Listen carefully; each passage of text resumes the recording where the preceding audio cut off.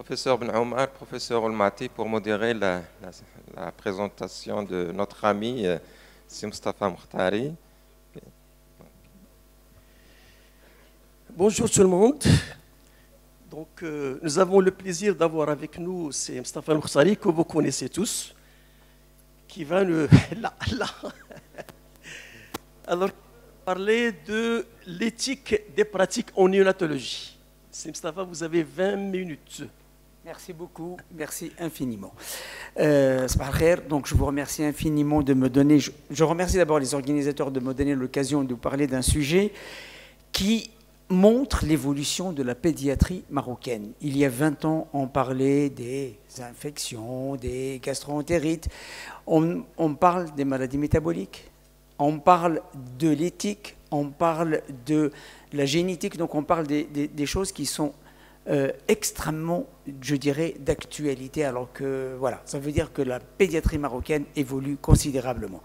Alors, mission presque impossible de parler de l'éthique en 20 minutes, mais je vais essayer de faire de mon mieux. Donc, c'est quoi l'éthique? L'éthique, en réalité, elle est définie, donc je ne vais pas parler de l'éthique philosophique, mais de l'éthique des pratiques. Elle est définie par quoi? Elle est définie sur le modèle grec, c'est une manière d'être. Ça veut dire, c'est un comportement, une attitude, d'accord? C'est un altruisme. Sur le plan latin, c'est de la morale. Ça veut dire être bon, faire du bien. C'est parce que l'éthique latine, morale, au sens moral, elle est très très imprégnée par la religion.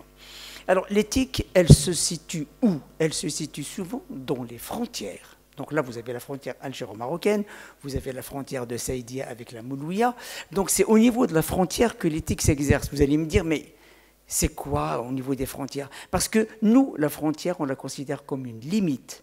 La philosophie considère la frontière comme un intermédiaire, comme une communication, comme un aller-retour entre deux choses, entre deux phénomènes. Donc l'éthique, en réalité, c'est quoi? D'abord, quand il s'agit, vous voyez, quand il y a une loi, il n'y a plus de place à l'éthique. Secret professionnel, c'est une obligation, ce n'est pas de l'éthique. Quand il y a une morale, tu ne tues point, donc ce n'est pas de l'éthique, quand on respecte cette morale. Quand il y a une déontologie, le code de déontologie, il vous oblige, par exemple, pour le secret professionnel, ce n'est plus de l'éthique. Donc, une fois que vous avez éliminé tous ces éléments, tout le reste, c'est l'éthique. Vous rentrez dans une chambre, vous dites aux parents, Sabah al-khair, salam alaykoum, c'est de l'éthique. Personne ne vous oblige à le faire. Ni la déontologie, ni la loi, ni rien du tout. Mais ça, c'est de l'éthique. Vous dites, Sabah al-khair, vous donnez un sourire à quelqu'un, c'est de l'éthique. Donc, c'est comme ça que l'éthique s'exerce. L'éthique, donc, elle est fondée sur un certain nombre de principes et de valeurs. On va voir un petit peu ce que c'est. Donc, l'éthique n'est pas, l'objectif de l'éthique, ce n'est pas de trouver des solutions. Au contraire, l'éthique, c'est de se poser les bonnes questions. C'est ce qu'on appelle la clarification du problème. Quand on pense à un problème, on le met en bascule, c'est-à-dire qu'on va peser le pour, le contre. Je vais faire ce traitement, je ne vais pas le faire, je vais dire ça aux parents, je ne vais pas le dire. Ça, c'est exactement là où se situe l'éthique des pratiques. L'objectif, comme je vous ai dit, n'est pas de résoudre un problème, mais de se poser la bonne question. Qu'est-ce que je vais dire? Qu'est-ce que je vais faire pour cet enfant? Donc, l'éthique est fondée sur 4 principes, qui sont le principe de la bienfaisance, de la non-malfaisance, de l'autonomie et de la justice. Au niveau anglo-saxon, on fonde ces 4 principes sur le même pied d'égalité. C'est-à-dire que chaque élément de ces 4 principes sont identiques et égaux. Dans l'éthique latine, on considère que la justice, alors ce n'est pas la justice au sens judiciaire, c'est la justice de la répartition des soins. Ça veut dire que quand je considère que sur le plan éthique, la justice c'est je suis médecin, l'État me donne des moyens, ou donc les moyens, je dois les répartir en fonction des patients et en fonction des pathologies. Est-ce que je dois greffer un enfant ou lui faire une thérapeutique, les nouvelles enzymes, les nouveaux machins, qui coûtent parfois 2 millions d'euros pour un enfant, ou bien je dois vacciner une population Voilà. Donc c'est là où se situe le mot de ce qu'on appelle justice. C'est la répartition juste des moyens. D'accord? Donc l'éthique latine, elle met le principe de justice comme un élément de base. C'est d'abord la justice, et puis les trois autres principes qui forment un triangle. Donc elle distingue la justice par rapport à d'autres, qui est la principale. Ça, ce sont les principes, il y en a 4. Alors que les valeurs, il y en a énormément. Les valeurs, par exemple, il y a des gens qui vont, ils disent la mouche a le droit de vivre, donc parce qu'ils défendent la mouche. D'autres qui disent les animaux, d'autres qui disent les plantes, et ainsi de suite. Donc ce sont des valeurs, chacun a des valeurs. Et les valeurs, ce sont des milliers de valeurs. Et il y a un philosophe qui s'appelle Boltanski qui distingue 2 types de valeurs. Les valeurs essentielles, qu'on appelle immuables, sur lesquelles, par exemple, un médecin qui va soigner un enfant, il va avoir des valeurs immuables, en disant « je ne pratiquerai jamais de l'euthanasie ». C'est immuable. Il peut discuter autre chose. Mais il y a des valeurs pour lesquelles c'est essentiel. Il y a des parents également qui ont des valeurs essentielles. Ce ne sont pas des principes, ce sont des valeurs essentielles, mais il y a des valeurs sur lesquelles on peut négocier. C'est pour cela que quand on fait une réunion, par exemple de discussion, ce qu'on appelle une délibération, on fait des compromis. Et les compromis se font uniquement sur les valeurs accessoires et non pas sur les valeurs essentielles. Les valeurs essentielles, elles doivent être respectées. Donc les valeurs, bien sûr, elles dépendent de l'éducation de chacun, du mode de vie de chacun, et ainsi de suite. Donc, et quand on veut discuter, par exemple, d'une situation, on va hiérarchiser les valeurs. C'est une valeur pour moi indispensable. Celle-là, je peux faire un petit peu de compromis. Celle-là, je veux faire plein de compromis. Celle-là, je peux la laisser tomber. C'est comme ça, en hiérarchisant les valeurs, qu'on va pouvoir aboutir à un compromis. Donc, l'éthique, en réalité, c'est une réflexion individuelle et collective qui va mettre en principe, donc qui va respecter les 4 principes, mais qui va essayer de négocier les différentes valeurs en fonction, bien sûr, de leur hiérarchisation. Quand on parle de l'éthique, on distingue souvent 2 éléments. Ce qu'on appelle l'éthique déontologique, qui est une morale, c'est l'éthique de Kant. Et en contrepartie, vous avez l'éthique téléologique. Déon, c'est devoir. Télé, c'est comme une télé, c'est l'autre. Je vais penser à l'autre. Ça veut dire, c'est l'éthique d'Aristote, qui dit, Aristote, il dit, si tu peux, tu dois faire. Si tu ne peux pas, tu ne fais pas. Kant, tu dis, tu dois, puisque tu dois, donc tu peux. Brasque. Vous voyez, donc s'il y en a une qui met en place le devoir du médecin en disant, tu dois faire, l'autre rigole que s'il peut faire, il fait. Voilà. Et donc ces 2 éthiques, assez souvent, on les oppose. En réalité, ce sont des éthiques complémentaires, parce que le médecin, il doit s'efforcer à faire. Ça veut dire qu'il doit, s'il peut, mais il se force à pouvoir faire. C'est pour cela que ces 2 éthiques, et là c'est la réflexion de Hans Jonas, on va la voir tout de suite, Hans Jonas qui dit, c'est un devoir téléologique, ça veut dire que je dois, mais dans un objectif téléologique, dans le futur. D'accord ? Et donc, voilà, donc c'est le médecin qui base son éthique sur la morale kantienne. Assez souvent, on considère qu'il ne tient pas tellement compte de ce que ça va faire. Donc, je vais réanimer, je vais faire ci, je vais faire cela. Blamenchouf, qu'est-ce que ça veut dire donner comme conséquence? Alors que celui qui base son fonctionnement sur une éthique téléologique, il va dire, si je fais ça, qu'est-ce que ça veut donner pour l'enfant dans 20 ans, ou là 15 ans, ou là 10 ans, ou là 1 mois? Vous voyez? Donc, ce sont 2 éthiques qui sont en réalité complémentaires. Donc, ce sont des éthiques qui sont fondées à la fois sur des convictions, mais également sur la responsabilité. Mais ça ne veut pas dire que quand on a des convictions, on n'est pas responsable. Ça ne veut pas dire non plus que quand on est responsable, on n'a pas de convictions. En réalité, le médecin, il a des convictions. Des convictions, c'est quoi? La conviction, vous voyez, c'est ce qu'on pense, et on pense qu'on a raison. Par exemple, moi, si je fais ça, je me dis, je le fais parce que j'ai raison. En fait, en réalité, c'est parce que c'est ma culture médicale qui m'oblige à le faire.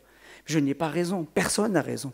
Mais on est en train parfois de rentrer en conflit en disant « moi j'intube avant, moi tu draines avant, toi tu fais ceci », mais en réalité ce sont uniquement des cultures médicales locales qui sont basées sur l'expérience de chacun. D'accord ? Et donc chacun a ses convictions et chacun est responsable.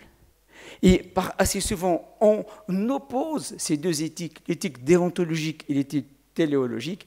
Et en réalité, ce sont des éthiques qui sont complémentaires, mais ce sont des éthiques qui se croisent. Elles ne fusionnent jamais. Parce que celui qui va fusionner la conviction et la responsabilité, il ne sera ni responsable, ni convaincu. Donc il faut toujours les croiser, il faut toujours les respecter, il faut toujours faire les deux en même temps.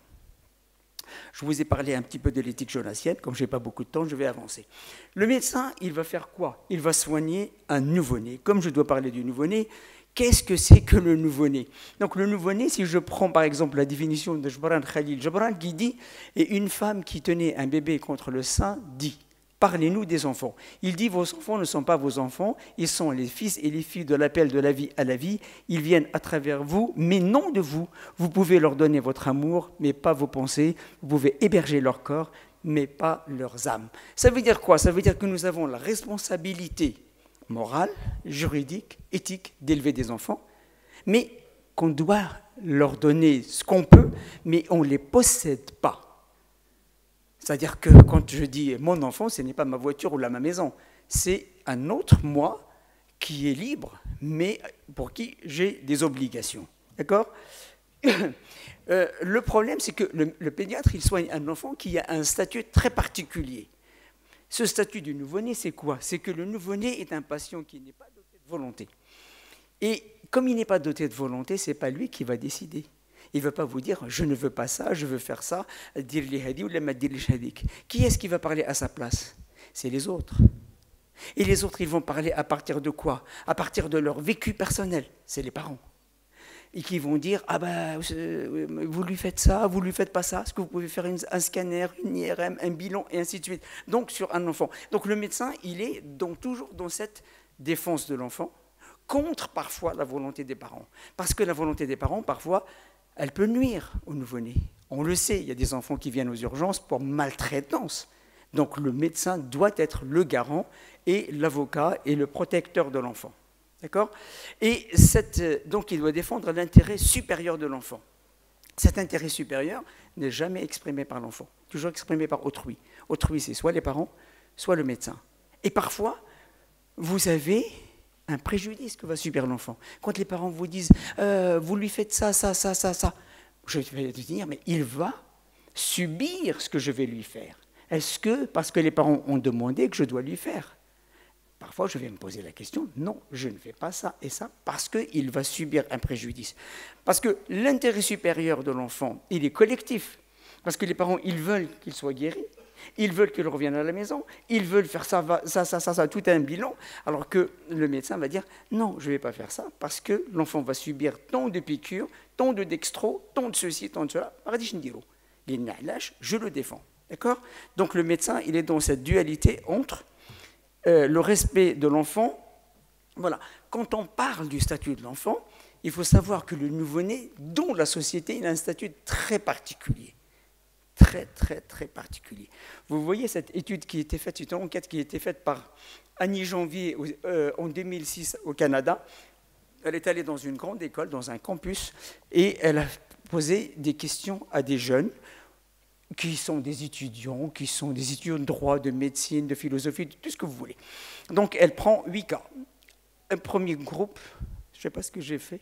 Premier groupe, c'est un homme de 50 ans qui a un accident vasculaire, un accident de la voie publique, un nouveau-né qui a une malformation artério-veineuse, un prémat de 24 semaines, un nourrisson de 2 mois qui a une méningite. Elle leur donne ça. Elle leur donne les chances de survie, 50%. Risque de séquelles, 25%. Groupe 2, un adolescent de 14 ans, leucémie. Chance de survie, 5%. Risque de mortalité, 100%. Un adulte de 35 ans qui a un cancer cérébral, la même chose. Un groupe 3, un vieux de 80 ans, une démence sénile et un ancien prémat de 7 ans qui a des séquelles neurocognitives graves.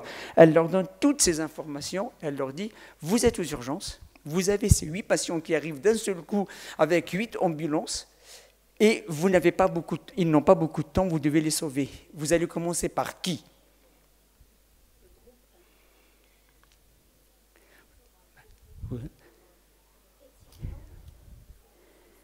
Alors, du coup, vous imaginez, donc, le prémat de 24 semaines, il a 50% de risque de décès, il a 25% de survie, sans séquelles. En fait, c'est le groupe 1 qui a les plus de chances.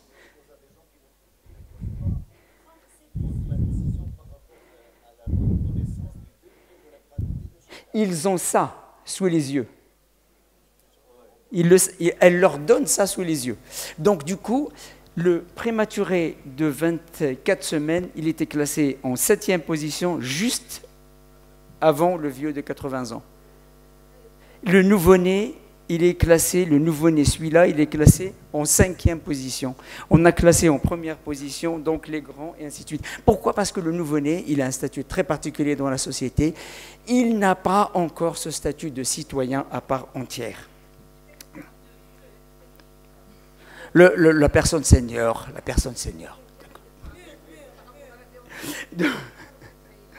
Donc, comment il s'appelle? Le médecin, l'enfant, il est situé entre deux pouvoirs, l'autorité parentale et le pouvoir médical. Et cette autorité parentale qui s'exerce parce que l'État, parce que la morale, parce que tout ce que vous voulez donne le droit aux parents d'élever leurs enfants. Donc il y a ces deux pouvoirs, entre qui et qui? Entre ce nouveau-né qui a un statut très particulier dont je vous ai parlé, et ce médecin qui a un statut très particulier aussi. Le médecin, c'est le seul qui a un statut très particulier. Vous voyez, c'est un sacré ou un profane. On ne sait pas si le médecin est un sacré. Il s'appelle Al-Hakim.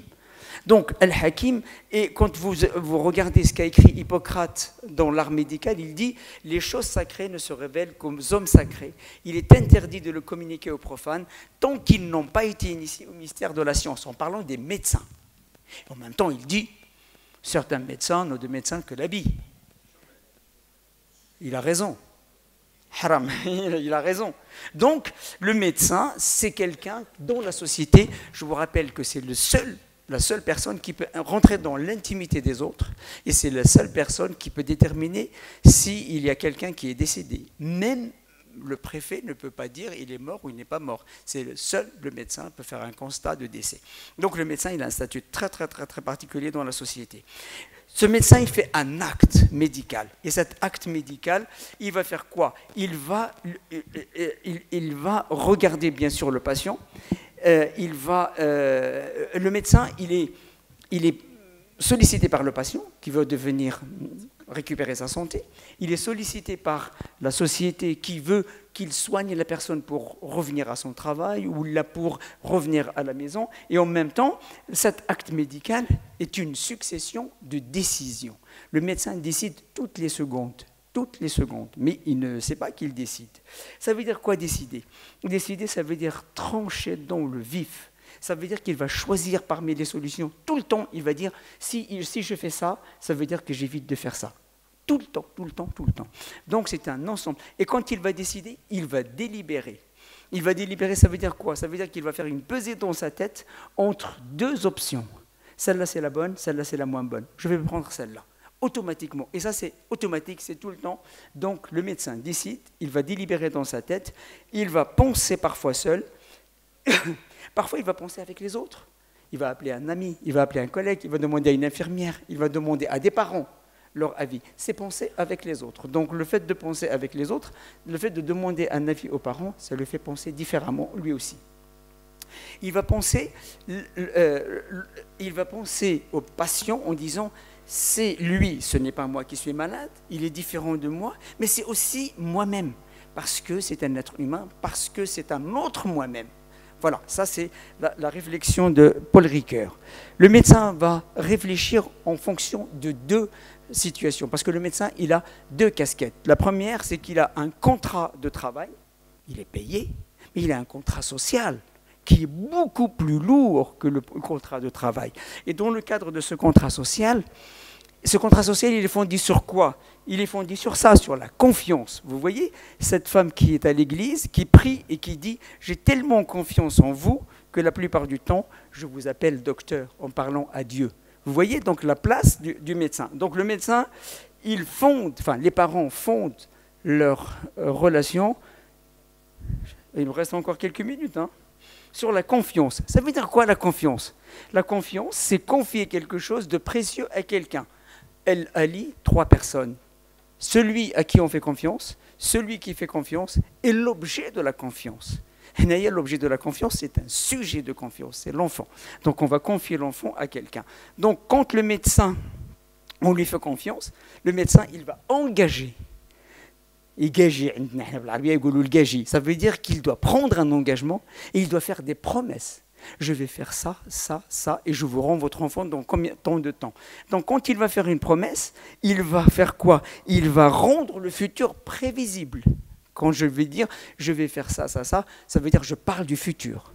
Et dans ce cas-là, le médecin ne peut promettre que ce qui est faisable. Ça veut dire que pour garder sa crédibilité,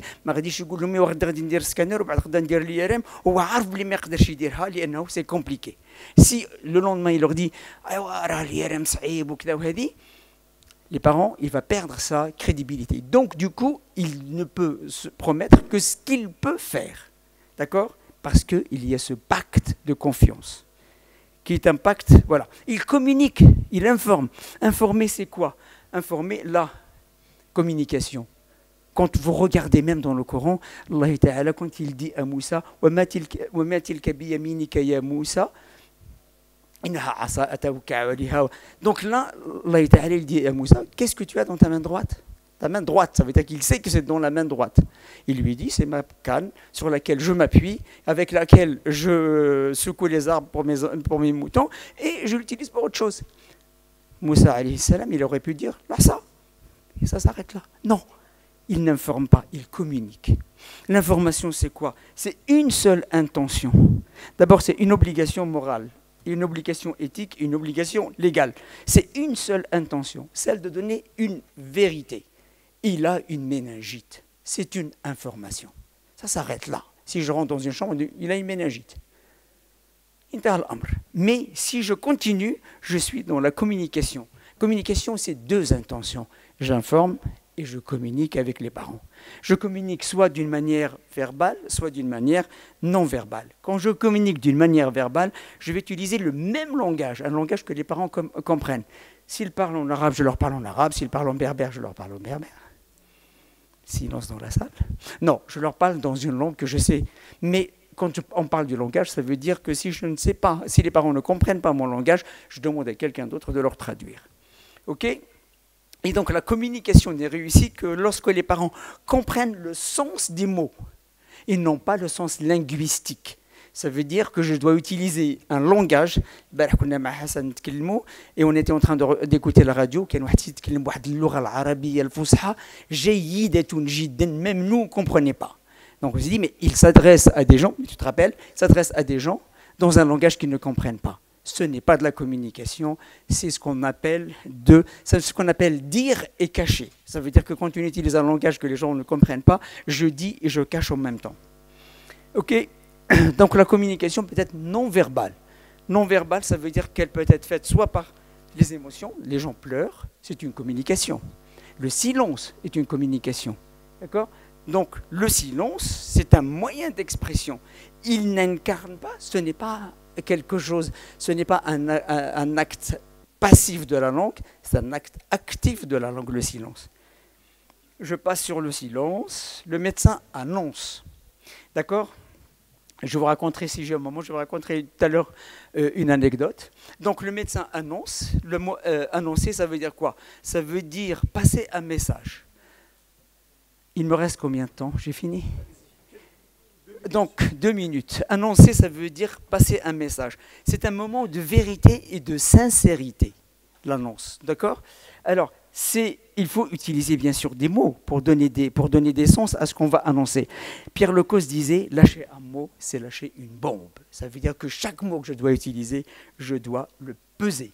L'annonce ne s'improvise pas, elle se prépare. Ça veut dire qu'il faut choisir le lieu, choisir le moment, choisir celui qui va annoncer. D'accord? Et celui qui est annoncé doit avoir des compétences à la fois techniques, éthiques, humaines.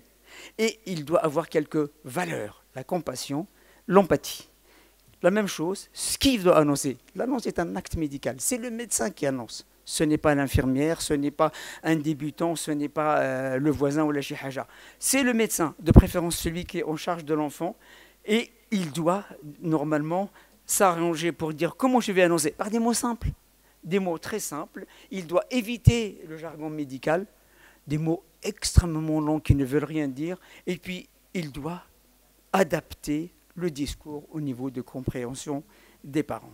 Le lieu de l'annonce, un lieu neutre, ce n'est pas le bureau. Un lieu qui n'est pas chargé de machin. Il doit proposer un moment qui convient à tout le monde. Ça veut dire qu'il doit fixer une date à l'avance, la veille ou l'avant-veille, et tout le monde est préparé. Ça veut dire que le médecin se prépare à ce qu'il doit dire, parce que c'est un moment extrêmement inconfortable, et les parents se préparent eux-mêmes à écouter le médecin, parce que ce sont des moments inconfortables pour eux. Alors, est-ce qu'il faut tout dire aux patients ? La réponse est non. Il faut savoir ce que le patient veut savoir, et surtout ce que le patient peut entendre, parce qu'il y a des choses que le patient ne peut pas entendre. Est-ce qu'il faut toujours dire la vérité ?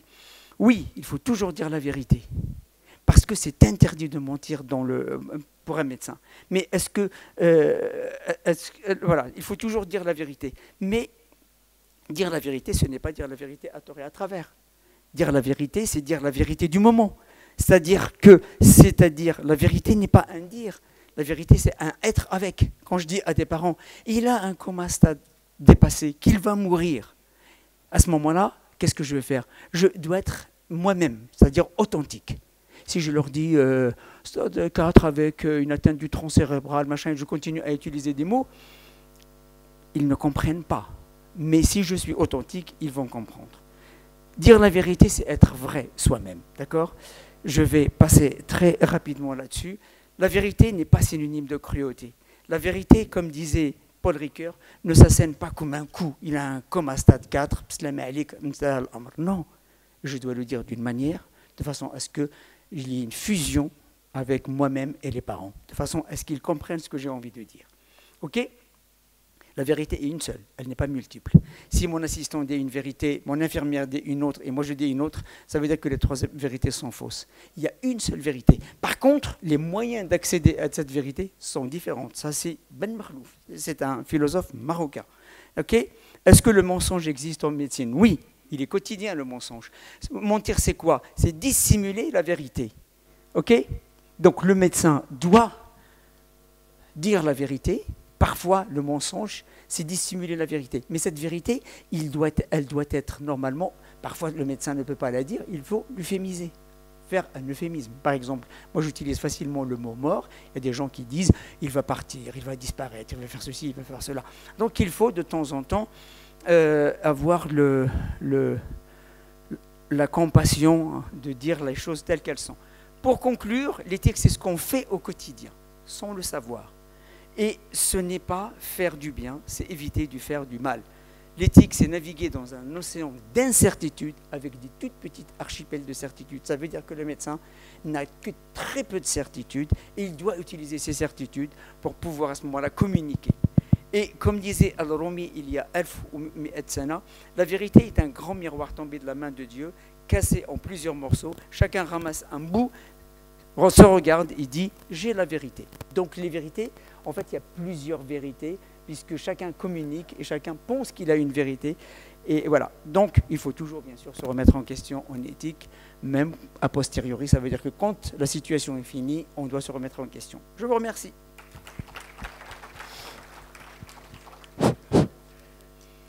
Merci beaucoup, Sim Khoursari, de cette excellente présentation qui devrait se programmer en tant que conférence, comme on l'a discuté, parce que ça mérite qu'on vous donne un peu plus de temps pour être à l'aise. On ne discute pas une conférence. Il n'y a pas de discussion après une conférence. Vraiment Mais maintenant, on va discuter parce que ce n'est pas une conférence. 2 minutes. 2 minutes, d'accord, Sidi. D'accord. Merci, Mustapha. C'est un exposé extraordinaire, comme tout ce que tu fais. Je voudrais intervenir à 2 niveaux. Au niveau de choisir, quand il a dit Khalil Gibran, choisir, c'est renoncer. Pour moi, renoncer, c'est uniquement 50%. Parce que quand on choisit, on décide de faire tel choix. Donc, je ne suis pas d'accord avec Khalil Gibran. Et au niveau de la vérité, à dire, il y a un médecin qui a dit aux patients qu'il avait un cancer. Il n'a pas dit qu'il a un cancer, etc. Sa femme lui dit, mais pourquoi tu ne leur dis pas la vérité ? Il leur a répondu, La vérité, ils auront le temps de la vivre. Alors, je ne suis pas d'accord avec toi, moi je suis d'accord avec Khalil Gibran. Dans cette salle, si je choisis une femme, ça veut dire que je renonce à toutes les autres. Et donc, je ne choisis pas 50% des femmes de cette salle. Et s'il y a une femme qui me choisit, ça sera une seule. Voilà. Et donc, comme je vous ai promis de vous raconter une anecdote, je vais vous raconter l'anecdote. Je vous écoute. Je peux dire quelque chose? Bien sûr. D'abord pour très bien. Ta personnalité, elle cadre bien avec le thème. Franchement, c'est Ouais, très bien. Ouais, La deuxième chose, l'humilité. La première chose, je commence par la déontologie, c'est l'humilité du médecin.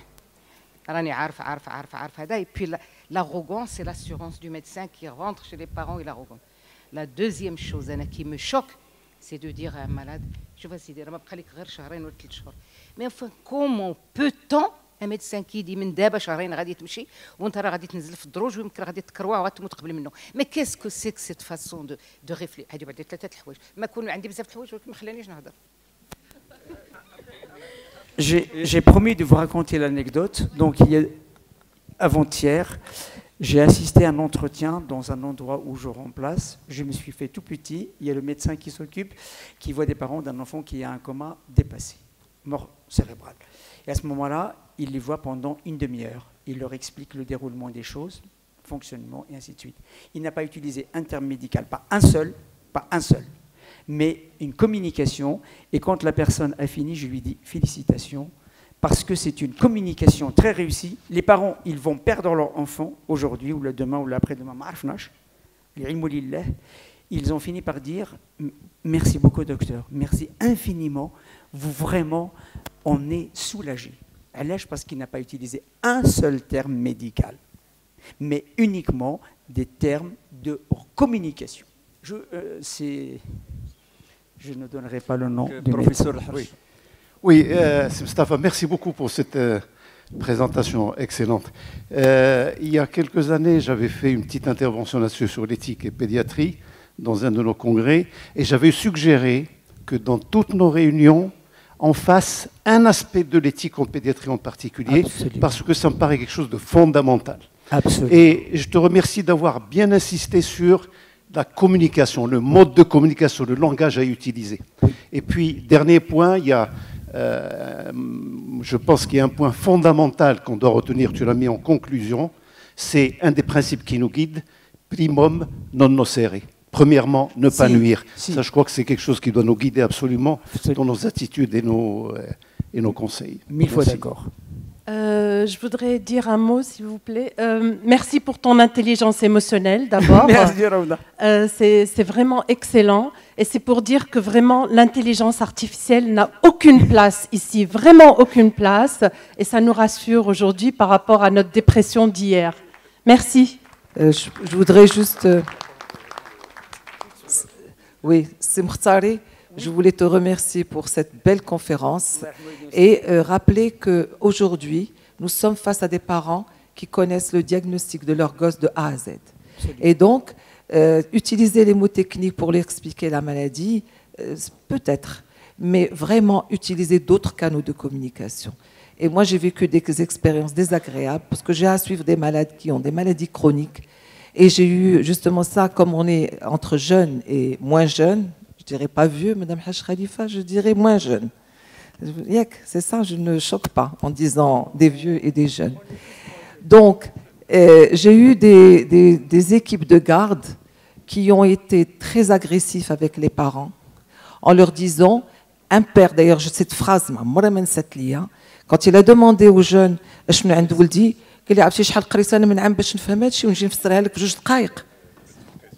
non, on doit prendre le temps pas de communiquer, mais d'écouter et ensuite chercher les bons mots. Si on n'a pas les bons mots, se taire et dire on va en parler tout à l'heure. On prendra le temps de vous expliquer. Je pense que c'est très important. Merci. Donc, dernier mot à notre doyen. Moi, je pense, Hassan, tu ne peux pas parler parce que je dois parler à ta place. Hein. On enseigne à nos étudiants la pathologie, à faire un tas d'ordonnances, mais malheureusement, dans cette approche classique, il y a des compétences transversales qu'on ne leur enseigne pas, c'est la communication et l'éducation pour la santé, et nous devons toutes et tous travailler dans ce sens-là. Merci, Moustapha. Pour ne pas frustrer notre président, le dernier mot. Est-ce que l'éthique peut changer en fonction de l'attitude des parents? L'éthique peut changer en fonction de l'attitude des parents. Oui, l'éthique change en fonction de l'attitude des parents. Contrairement à ce qu'on pense, l'étude n'est pas universelle. Les principes sont universels, mais pas l'éthique. Si vous prenez des parents japonais, des parents allemands, des parents français, des parents... Chacun, vous allez aux Pays-Bas, vous pouvez facilement parler de l'euthanasie. Vous allez en France, vous ne pouvez pas facilement en parler. Donc l'éthique change en fonction, bien sûr, de la culture parentale, de la culture des familles. Donc l'éthique n'est pas universelle, alors que les principes sont universels. Merci beaucoup, Moustapha. Bien, on va prendre une photo. Donc, merci pour cette belle conférence. Et la navette t'attend. Donc, on va prendre une photo.